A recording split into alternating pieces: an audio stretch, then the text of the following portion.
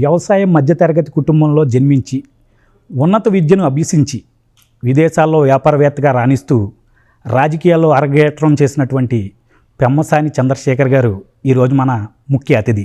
నమస్కారం చంద్రశేఖర్ గారు. నమస్కారం సుబ్బు గారు. చంద్రశేఖర్ గారు, మీరు మన తెలుగువారు ఈరోజు ఎంతో కృషించి విదేశాల్లో వ్యాపారవేత్తగా రాణిస్తూ మళ్ళీ ఇక్కడికి వచ్చి కన్న నేలకు ఏదో ఒకటి చెయ్యాలని తాపత్రయంతో వచ్చారు. అయితే మీకు చాలా ట్యాగ్స్ ఉన్నాయి. డాక్టర్గా, ఎంటర్ప్రెన్యూర్గా, ఫిలంథ్రఫిస్ట్గా, విద్యావేత్తగా మీకు ఇన్ని ట్యాగ్స్ ఉన్నాయి కదా. వీటన్నిటిలో మీకు ఇష్టమైన ఏంటి పాత్ర ఏంటి? ఇవన్నిటిలో వీటన్నిటిలో మీరు చూస్తే అండర్లయింగ్ అనేది ప్రతిదీ ప్రజాసేవకు సంబంధించింది. డాక్టర్ అనేది పేషెంట్లను చూడటం, తర్వాత ఆంటర్ప్రెన్యూర్ అంటే ఎంప్లాయ్మెంట్ క్రియేట్ చేయటం, మంచి ప్రోడక్ట్స్ బిల్డ్ చేయటం, అది 10 మందికి ఉపయోగపడే విధంగా చేయటం.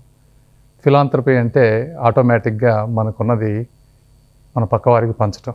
రాజకీయం అనేది ఇది బజ్వర్డ్ అయినా కూడా ప్రజాసేవ.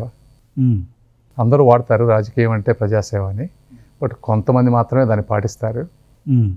మీరు ఒక డాక్టర్గా ఆంటర్ప్రెన్యూర్ కన్నా కూడా ఇంకా ఎక్కువ చేసే అవకాశం, ఒక పాలసీ మేకింగ్ అనేది కరెక్ట్గా కనుక మనం చేయగలిగితే లార్జ్ స్కోప్ ఉంటుంది. ఇంకొకటి ఫోర్త్ది మీరు విద్యావేత్త అన్నారు.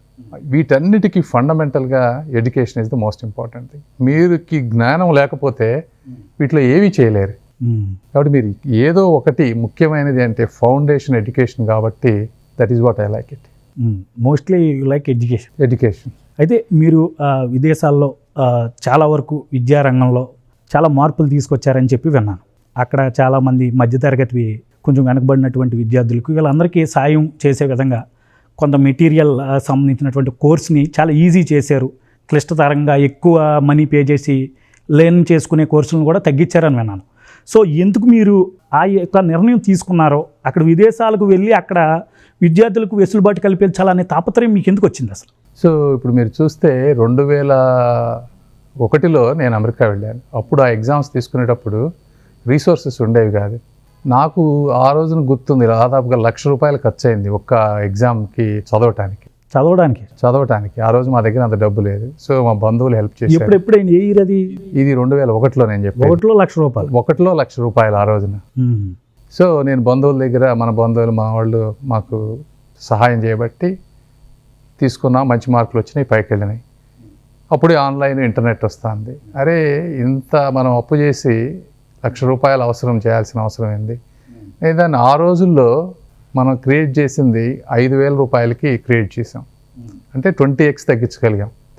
ఈ రోజుకి కూడా చూస్తే 24 ఏళ్ల తర్వాత మా ప్రోడక్ట్ వచ్చి $400-500 అంటే ₹40,000 ఈ రోజు. అంటే మీరు ఏం క్రియేట్ చేశారు అవి విద్యార్థులకు వెసులుబాటుగా? ఇవి వాళ్ళ ఒక మెడికల్ స్కూల్లో కావాల్సినవన్నీ, ఒక మెడిసిన్ అనే దాన్ని అద్భుతంగా సింపుల్గా అర్థమయ్యే విధంగా తయారు చేసాం.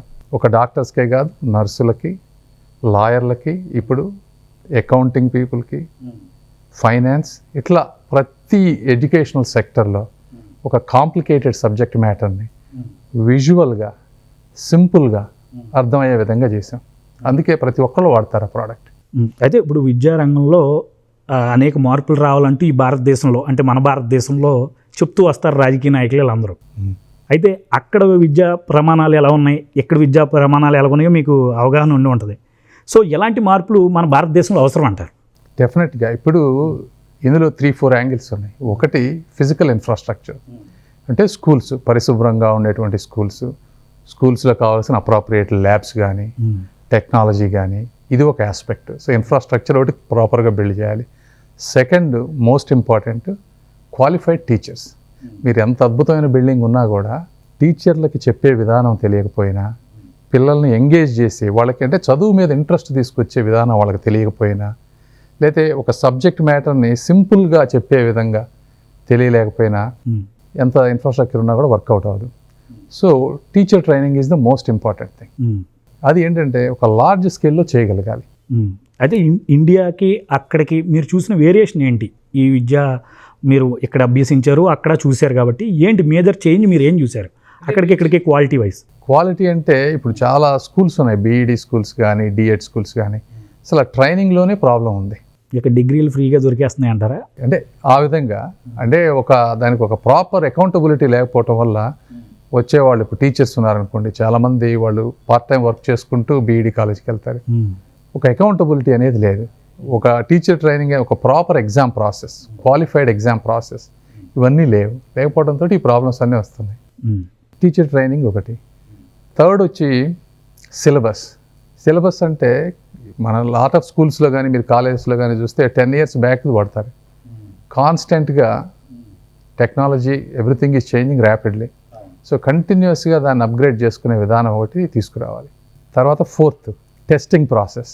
ఒకసారి మీరు చదువుకున్నాక మీకు నిజంగా అర్థమైందా లేదా క్రిటికల్ థింకింగ్ వేలో టెస్టింగ్ చేయాలి. చేసినప్పుడు మాత్రమే వాళ్ళకి వస్తుంది. ఫిఫ్త్ వచ్చేటప్పటికి కమ్యూనికేషన్. ఒక మనిషి చదువుకున్నప్పుడు దాన్ని ఎఫెక్టివ్గా 10 మందితో కమ్యూనికేట్ చేసి కోఆపరేటివ్గా చేయగలగాలి.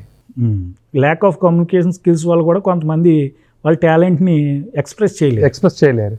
సో ఈ 5 యాంగిల్స్ని మీరు పీస్ మీల్గా తీసుకొని ప్రాపర్ డెడికేషన్ ఇచ్చి చేస్తే డెఫినెట్గా ఇప్పుడు మేము అందరం ఉన్నాం, ఇక్కడ మున్సిపల్ స్కూల్లో చదువుకున్నాం, అమెరికా వెళ్ళాం, ఈ రోజున అమెరికాని శాసిస్తున్నాం. సత్యనాదెళ్ళ గారు ఉన్నారు. DNA is there.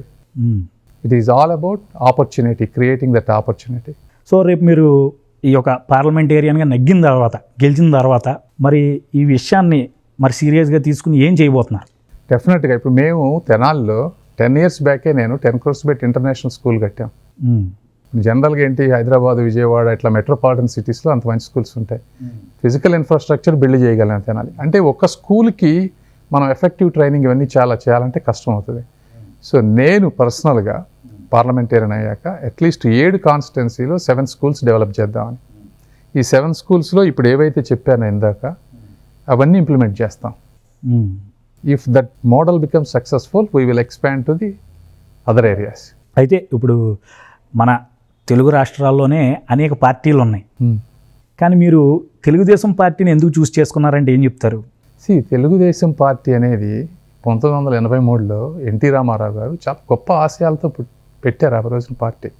మేము ఆ రోజు కాలేజీలో ఉన్నప్పుడు, స్కూల్లో ఉన్నప్పుడు ఆ పార్టీని చూస్తూ పెరిగాం. మేము పల్నాడులో పెరిగాం. ఆ రోజున చాలా అరాచకాలు ఉండేవి, అక్కడ అభివృద్ధి ఉండేది కాదు.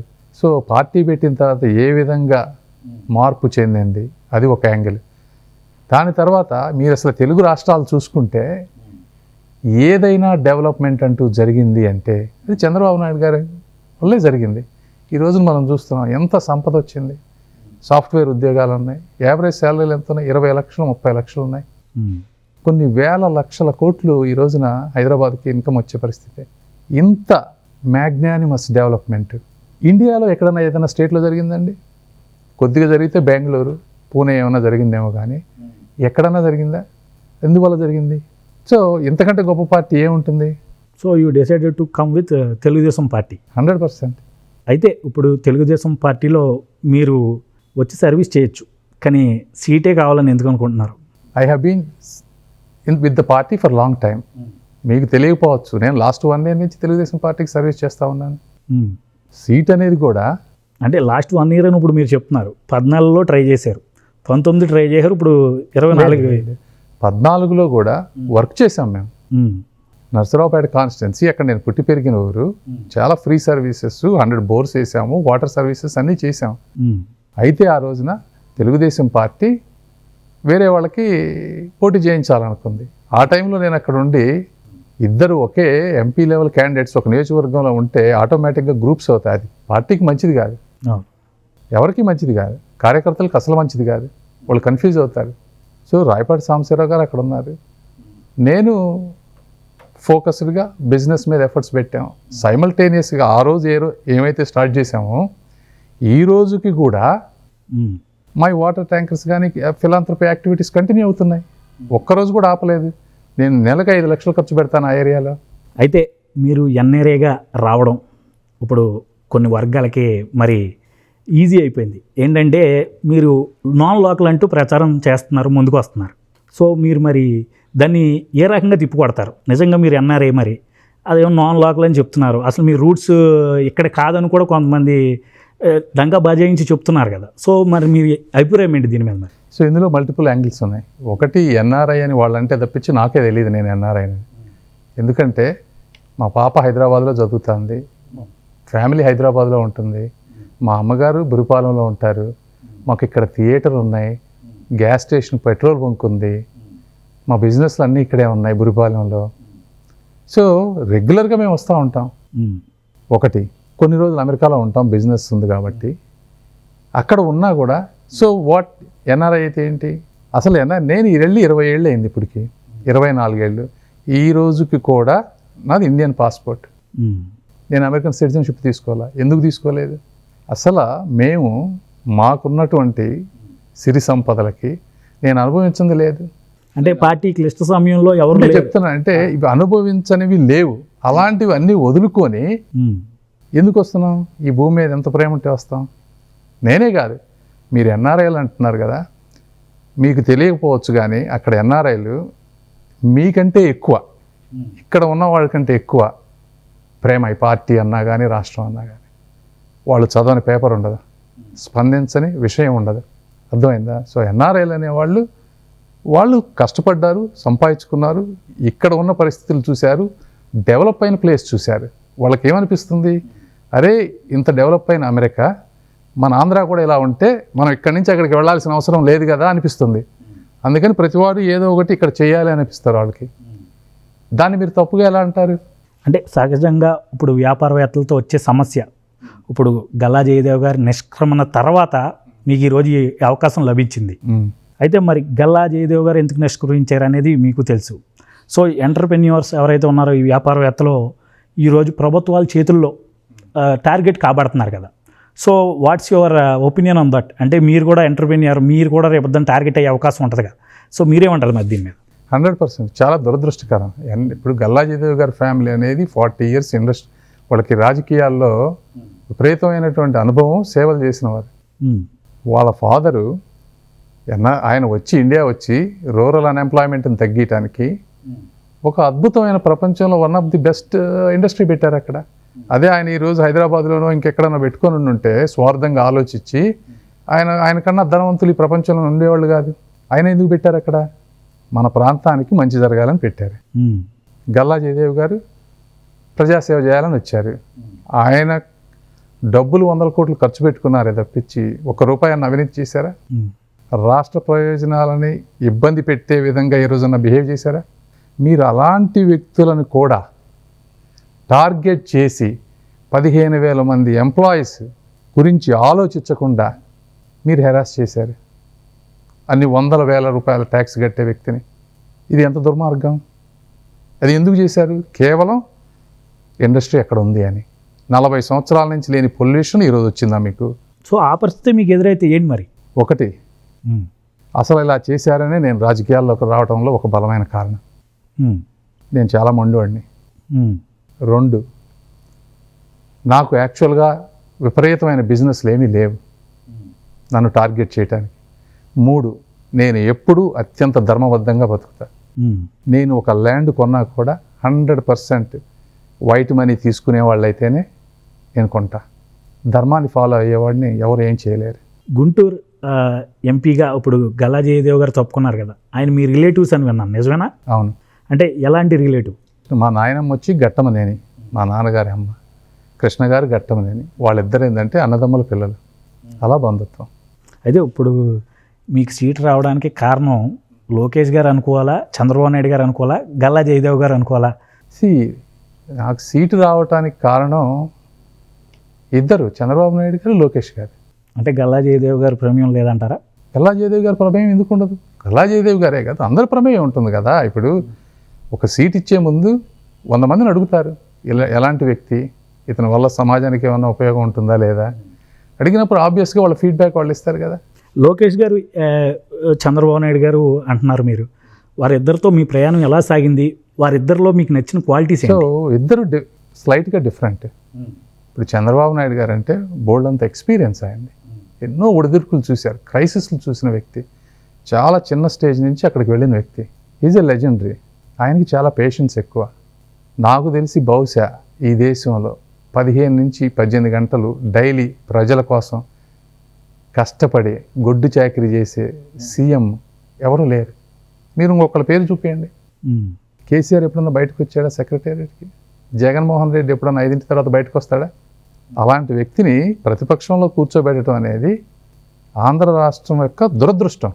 మీరు లోకేష్ గారిని తీసుకున్నారు, ఆయన కూడా చాలా హార్డ్ వర్కర్, చాలామందికి తెలియంది. మీరు ఏ రోజైనా మీరు ఆయన కాంటాక్ట్ చేయండి, ఇమీడియట్గా మీకు రెస్పాన్స్ వస్తుంది. ఆయన బ్యాక్ ఎండ్ చాలా వర్క్ చేస్తారు. అలాగే నమ్ముకున్న కార్యకర్తల కోసం ఎంత దూరమైనా వెళ్తారు. ఆయన ఆప్యాయంగా ఉంటారు. ఇద్దరు little bit different in their own way. Lokesh గారు యంగ్, ఎనర్జెటిక్గా ఉంటారు, అవసరమైతే అగ్రెషన్ వెళ్తారు. ఇవన్నీ కూడా ఏంటంటే కొంతమందిని ఎదుర్కోవడానికి కావాల్సినవి. అన్నిసార్లు మంచి పని చేయదు కదా. సో ఆ విధంగా ఇద్దరు వండర్ఫుల్ యాసెట్స్. ఇప్పుడు బుర్రుపాలెం అనగానే ఈరోజు మనకు ముఖ్యంగా గుర్తొచ్చేది మహేష్ బాబు గారు దత్తత తీసుకున్న గ్రామం. అదే గతంలో ఎక్కువ కృష్ణ గారి పేరు వినిపించేది, ఇప్పుడు పెమ్మసాని చంద్రశేఖర్ అనే పేరు వినిపిస్తుంది బుర్రుపాలెం నుండి. సో ఏంటి అసలు ఆ ప్రాంతంలో ఉన్న వాళ్ళందరూ ఫేమస్ అవడానికి కారణం ఏంటంటారు? అంటే ఫ్యామిలీ రిలేషన్స్ ఏనా మీకు ఇదంతా? బుర్రిపాలెం గ్రామం ప్రజలు చాలా మంచివాళ్ళు, చాలా ఆప్యాయతగా ఉంటారు. మీరు వెళ్తే ఏమో ఆ మట్టిలో ఆ నీళ్ళలో ఏముందో ఆప్యాయతనేమో. మీకు ఏమైనా కనెక్షన్స్ ఉన్నాయా? అంటే ఇప్పుడు కృష్ణ గారు మాకు అవసరమైనప్పుడు, మేము చాలా చిన్న పొజిషన్లో ఉన్నప్పుడు కృష్ణ గారి ఫ్యామిలీ మాకు బాగా హెల్ప్ చేశారు. అంటే ఎలాంటి హెల్ప్? అంటే సపోజ్ ఒక బీఈడి కాలేజీ కావాలన్నప్పుడు మా ఫాదర్ ట్రై చేసినప్పుడు కృష్ణ గారు చంద్రబాబు నాయుడు గారి దగ్గరికి వెళ్ళి, ఇగో వీళ్ళు ఇట్లా పెట్టాలనుకుంటున్నారు కాలేజీకి రూరల్గా, మీరు కాలేజీ వాళ్ళ పర్మిషన్ ఇవ్వండి అని చెప్పారు. తర్వాత కాలేజీకి ఇన్ఫ్రాస్ట్రక్చర్ లేకపోతే వాళ్ళు ఇల్లు ఇచ్చారు మాకు, ఆ ఇంట్లో మీరు పెట్టుకోండి కాలేజీ అని ఇచ్చారు. అంటే ఇప్పుడు మరి కృష్ణ గారు మీకు సాయం చేశారు, మరి కృష్ణ గారు కాంగ్రెస్ కదా, మరి మీరు తెలుగుదేశం ఎలా? ఒక్కొక్కరికి వాళ్ళ వ్యక్తిగత భావాలు వేరువేరుగా ఉండొచ్చు, అంత మాత్రాన బంధువులు కాకుండా అయిపోరు కదా. బంధుత్వం వేరు, రాజకీయం వేరు అంటే కదా, తప్పే ఉంది. అదే మహేష్ బాబు గారితో మరి సాన్నిహిత్యం లేదా మీకు? అంటే ఎప్పుడన్నా 1-2 సార్లు కలుస్తాను తప్పించి, ఆయన బిజీగా ఉంటారు సినిమా షూటింగ్లో వాటిలో. వాళ్ళ సినిమా ప్రపంచం, మాది డిఫరెంట్ ప్రపంచం, బిజినెస్ ప్రపంచం. ఎప్పుడన్నా కలుస్తాను తప్పించి రెగ్యులర్గా ఏమీ ఉండదు. కథే ఆదిశేష్ గిరిరావు గారు బాగా బంధుత్వం, రెగ్యులర్గా మాట్లాడుకుంటాం. జగన్మోహన్ రెడ్డి గారి పరిపాలన మీరు చూశారు ఈ 5 సంవత్సరాలుగా, దీని మీద మీ అభిప్రాయం ఏంటి? ఇంతటి దుర్మార్గపు పాలన నాకు ఊహ వచ్చినప్పటి నుంచి ఒక ఆంధ్ర రాష్ట్రంలో కానీ ఏ రాష్ట్రంలోనూ కానీ చూడలేదు మనం. ఒక ఇండస్ట్రీ లేదు, ఒక ఉద్యోగం లేదు. 60 రూపాయలు ఉండే మందుని 200 రూపాయలు చేశారు. వాటిలో 70% కమిషన్ తీసుకుంటున్నారు, ఇసుక అమ్ముకుంటున్నారు, నిత్యావసర ధరలు విపరీతంగా పెంచేశారు, కరెంటు బిల్లులు విపరీతంగా పెంచారు. మీరు రోడ్లు అసలు ఎంత అధ్వానంగా ఉన్నాయి, ఎవడన్నా పెట్టుబడి పెట్టాలంటే భయపడే పరిస్థితి. ఏ విధంగా బెనిఫిట్ అయింది రాష్ట్రానికి అతని వల్ల? ఏమి మంచి జరిగింది? క్యాపిటల్ని కంప్లీట్గా నాశనం చేశారు. 3 క్యాపిటల్ అన్నారు, ఎక్కడైనా కట్టావా? ఆ ఋషికొండను బోడిగుండ చేసావు నువ్వు, దాని మీద 500 కోట్ల రూపాయలు పెట్టి నువ్వు ఇల్లు కట్టుకుంటున్నావు. నీ పార్టీ రంగుల కోసం 1350 కోట్లు ఖర్చు పెట్టావు. అవసరమా? ఊళ్ళంతా అప్పులు చేస్తున్నావు, మందు కూడా బాండ్ల రూపంలో అమ్ముతున్నావు. ఇవన్నీ ఎవరు కట్టాలి? ఆయన చేసిన మంచి పని ఏదైనా ఉంటే చెప్దామంటే నాకేం కనిపించలేదు. ఇప్పుడు మరి జగన్మోహన్ రెడ్డి గారు దిగిపోయి మీ ప్రభుత్వం వచ్చింది అనుకుందాం. సో మీ ప్రభుత్వం ఎలాంటి నిర్ణయాలు తీసుకోబోతుంది? అంటే ముఖ్యంగా మీ గుంటూరుకి మీరు ఎలాంటి నిర్ణయాలు తీసుకోబోతున్నారు? ఫస్ట్ ఆఫ్ ఆల్ డిస్ట్రక్షన్ ఆపడం అనేది నెంబర్ 1. తర్వాత క్యాపిటల్ అనేది, అమరావతి క్యాపిటల్ అనేది అందరూ అగ్రీడ్ అయింది, ఇంక్లూడింగ్ జగన్మోహన్ రెడ్డి గారు. ఆయనకు ఓట్లు ఎందుకు వేశారు అక్కడ ప్రజలు? నువ్వు అక్కడ క్యాపిటల్ పెడతాను అంటేనే కదా నీకు ఓట్లు వేసింది. క్యాపిటల్ని రీబిల్డ్ చేయాలి కదా, one of the best infrastructure తీసుకురావాలి అక్కడికి. దాంతోపాటు సపోర్టింగ్ ఇండస్ట్రీస్ని తీసుకురావాలి, అన్ఎంప్లాయ్మెంట్ని తగ్గించాలి, గంజాయిని కంట్రోల్ చేయాలి, చెత్త బ్రాండ్ల మందులను తీసేయాలి, రోడ్లు వేయాలి, ఎన్నో ఉన్నాయి, ఒకటి కాదు. అయితే అమరావతి మీద అనేక ఎడ్యుకేషన్స్ జరిగినాయి, అప్పుడు మీరు కనిపించలేదు అనుకుంటా, ఉన్నారా అప్పుడు? ఎడ్యుకేషన్లో మీరు ఎక్కడైనా ఉన్నారా? ఫ్రంట్ ఎండ్ రోడ్డు మీద ఉండకపోవచ్చు కానీ మేము చేసే సహాయం మేము చేసాం. అంటే ఎలాంటి సాయం చేశారు ఆ రోజు? ఎన్ఆర్ఐలందరూ సంఘీభావం తెలిపారు, వచ్చారు, కలిశారు, శిబిరాలను సందర్శించాం, వాళ్ళకి ఏమైనటువంటి అవసరమైనటువంటి ఫైనాన్షియల్ అసిస్టెన్స్ ఇచ్చాం, డెఫినెట్గా చేసాం. అయితే మరి రేపు రాబోయే ఎన్నికల్లో మీరు గెలిచిన తర్వాత అమరావతినే అభివృద్ధి చేస్తారా, 3 క్యాపిటల్ని అభివృద్ధి చేస్తారా? అసలు ముందు ఒక్కటి చేయాలి కదా. అంటే మీ ఎజెండా ఏంటి? అదే చెప్పే, తెలుగుదేశం పార్టీలో ఏం డెవలప్ చేశారంటే ఒక కియా ఇండస్ట్రీ చెప్పగలరు. క్లస్టర్స్గా తీసుకుంటారు, తీసుకొని ఇండివిజువల్ క్లస్టర్స్ని డెవలప్ చేస్తారు.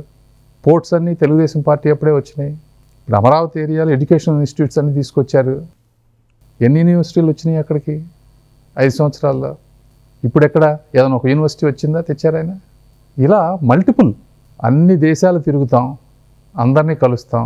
హైదరాబాద్ని ఎలా అయితే డెవలప్ చేసామో అదేవిధంగా అమరావతిని కూడా, ఆంధ్రప్రదేశ్ని కూడా క్లస్టర్స్గా, ఫుడ్ ఇండస్ట్రీ కానీ, ఎడ్యుకేషనల్ సెక్టర్గా కానీ, పోర్ట్స్గా కానీ, ఇలా మల్టిపుల్ ఆస్పెక్ట్స్లో డివైడ్ చేసి డెవలప్ చేస్తాం. జగన్మోహన్ రెడ్డి గారు ఈ యొక్క పేదలకు ఇళ్ల స్థలాలు అంటూ అమరావతి ప్రాంతంలోనే కాదు రాష్ట్ర వ్యాప్తంగా చాలా మంచి కార్యక్రమం చేశామని చెప్పుకుంటున్నారు. సో మరి దాని మీద మీ అభిప్రాయం ఏంటి అసలు? అది నిజంగా పేదవాళ్ళకి ఉపయోగపడే విధంగా చేయాలని పెట్టారో లేదో తెలియదు, కానీ ఎమ్మెల్యేలు మొత్తం ఎలక్షన్ అయిపోయిన వెంటనే డబ్బు సంపాదించుకోవడం కోసం దీన్ని వాడుకున్నారు. మీరు ఎక్కడికైనా ఏ ఊరికి వెళ్ళైనా అడగండి, పొలం 20 లక్షలు ఉన్నదాన్ని 40 లక్షలు చేసుకున్నారు. అందులో ఎమ్మెల్యే కమిషన్ చేసి ఏం చేశారు? 1 సెంట్ ఇచ్చారు. 1 సెంటు తోటి ఒక ఫ్యామిలీలో 4 ఉంటారు. 1 సెంట్లో ఏం చేయగలరు? పైగా ఇల్లు కూడా కట్టించవలే. ఇల్లు కూడా కట్టించేవాళ్ళు. కేవలం వాళ్ళని ఒక ఓటు బ్యాంకు లాగా చూడటం తప్పించి వాటిలో నిజంగా బెనిఫిట్ ఎక్కడుంది? మీ ఎమ్మెల్యేలు బాగుపడ్డారు, మీరు బాగుపడ్డారు, మీ ఎలక్షన్ ఎక్స్పెండిచర్ తెచ్చుకున్నారు. అంటే ఏం చేసి ఉంటే బాగుండేది అంటారు మరి పేదల కోసం? పేదవాళ్ళ కోసం ఎక్కువ ఇవ్వాలి. 1 సెంట్ సరిపోదు. అవినీతి లేకుండా చేస్తుంటే అభినందించేవాళ్ళు. ఇల్లు కట్టించే మెకానిజం చూపించాలి వాళ్ళకి. ఉట్టిగా ల్యాండ్ ఇచ్చి అక్కడ పడేస్తే ఉపయోగం ఏముంది? ఆ మెకానిజం లేదు. ఇలా స్థలాల్లోనే కాదు, ఇంకా జగన్మోహన్ రెడ్డి చాలా అవినీతి చేశాడని మీ టీడీపీ వారు చెప్పుకొస్తున్నారు కదా. సో మీ అభిప్రాయం ఏంటి? అంటే గతంలో ఏ పాలకులు చేయలేనంత అభివృద్ధి చేస్తామని ఈరోజు వైసీపీ చెప్తుంది. ఎప్పుడు చేయలేనంత అవినీతి ఈరోజు జగన్మోహన్ రెడ్డి చేశాడని చెప్పి ఈరోజు ప్రతిపక్షాలుగా మాట్లాడుతున్నాయి. సో మీ అభిప్రాయం ఏంటి? నిజంగా జగన్మోహన్ రెడ్డి గారు మీ యొక్క రాజకీయ జీవితంలో ఎలాంటి పరిపాలన చేశాడంటారు? 100% ఇతను ఇప్పుడు చేసినటువంటి క్రియేటివ్ కరప్షను ఎవరు చేయలేదు. క్రియేటివ్ కరప్షనా? అంతే కదా. ఇప్పుడు మీరు మందు ఉంది, పేదవాళ్ళ బలహీనతని అడ్డం పెట్టుకొని మీరు ఏం చేశారు? 100 రూపాయలు ఉండే 60 రూపాయలు ఉండేదాన్ని 200 రూపాయలు చేశారు. వచ్చే ప్రాఫిట్లో మీరు 70% తీసుకుంటున్నారు. ఎక్కడన్నా లెక్క ఉందా? అన్ని డిజిటల్ పేమెంట్స్ మామూలుగా. ఒక్క మందులోనే ఆంధ్రప్రదేశ్లో డిజిటల్ పేమెంట్స్ లేవే, అంతా క్యాషే. ఎందుకు వెళ్తుంది? ఎక్కడికి వెళ్తుంది క్యాష్? మరి ఇది దోపిడీయే కదా. మీరు సంక్షేమ పథకాలను ఏదో కొద్దిగా ఇచ్చి సాయంత్రం వచ్చేటప్పటికి మందు రూపంలో వెనక్కి తీసుకుంటున్నారు కదా. ఇప్పుడు రాష్ట్రంలో అప్పులు విపరీతంగా పెరిగినాయి అని అంటున్నారు.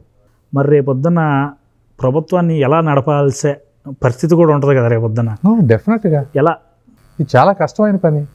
ఇందులో 2 యాంగిల్స్ ఉన్నాయి. ఒకటి, తెలుగుదేశం పార్టీ అనేది ఒక హిస్టారిక్ విక్టరీ తీసుకురావాలి. అంటే జగన్మోహన్ రెడ్డి అనే వ్యక్తి మళ్ళీ రాజకీయ చిత్రపటంలో ఉండడు అనేటువంటి ఒక కాన్ఫిడెన్స్ వచ్చినప్పుడు మాత్రమే బయట ఇన్వెస్టర్స్ కానీ ఇంకొకళ్ళు కానీ పెట్టుబడులు పెడతారు, ఆదాయం పెరుగుతుంది.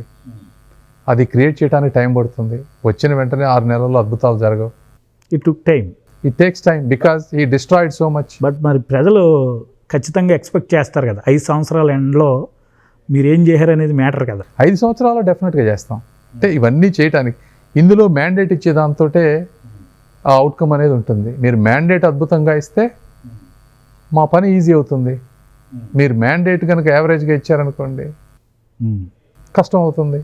అయితే ఇప్పుడు పొత్తు జనసేనతో వెళ్తున్నారు. మరి ఏంటి ఈ యొక్క పొత్తు విచ్ఛిన్నం చేయడానికి వైసీపీ విశ్వ ప్రయత్నాలు చేస్తుంది.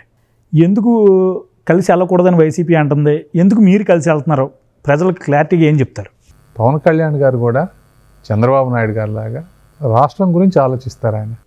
ఆయన సినిమాలు వదులుకొని ఇవన్నీ డబ్బు ఖర్చు అయినా కూడా, ఇన్ని అవమానాలు పడతా కూడా ఎందుకు చేస్తున్నారంటే రాష్ట్రం కోసం చేస్తున్నారు. ఉద్యోగాలు లేక ఇబ్బంది పడుతున్న యువకులను చూసి చేస్తున్నారు. గంజాయికి బానిస అయినటువంటి యువకులను చూసి తట్టుకోలేక అవి చేస్తున్నారు. ప్రజల బలహీనతల్ని అడ్డం పెట్టుకొని, పేదరికాన్ని అడ్డం పెట్టుకొని జగన్మోహన్ రెడ్డి ప్రపంచంలో ఏ వ్యక్తి చేయలేనటువంటి అప్పులు చేసి కేవలం ఈ ఎలక్షన్ మాత్రమే విన్ అయితే నాకు చాలు అనే ఒక దురుద్దేశంతో చేస్తున్నారు. కాబట్టి అందరూ తప్పకుండా కలిసి వెళ్లాల్సిన పరిస్థితి. థ్యాంక్ యూ చంద్రశేఖర్ గారు. మీ విలువైన సమయాన్ని మాకు వెచ్చించి మీరు ఈరోజు మాకు ఎంట్రీ ఇవ్వడం చాలా ఆనందంగా ఉందని మా లియో యాజమాన్యం తరపు నుండి కృతజ్ఞతలు తెలియజేసుకున్నాను. థ్యాంక్ యూ అండి. Thanks for your time.